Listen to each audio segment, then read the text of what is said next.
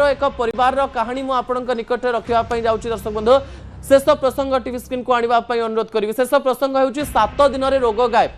कौन रोग होता है परिवार को एवं से एमती कौन कले जो 7 दिन रोग भल हो जाता से कहानी मु आपणक निकट रखुच्छी भिजुआल उपर आपणकर दृष्टि आकर्षण करदेवाई चाहिए।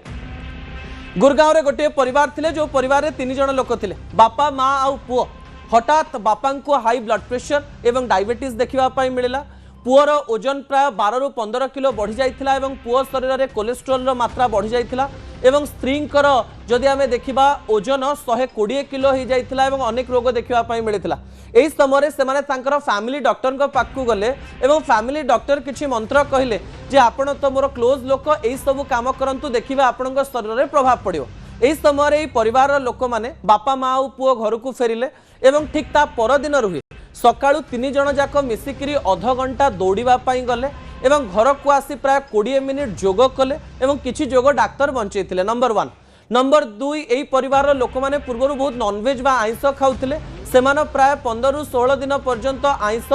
भक्षण कले नाही एवं घरे सबु जो जिनस रही ताको माटी हांडी रे रांधिबा आरंभ कले एवं परिवा पत्रर मात्रा बढ़ाई देले। अन्यपटे सकाळु गोटे थर अळा जूस पीले एवं दिन रे 3 ରୁ 4 थर शरीर में टिश्यू वेट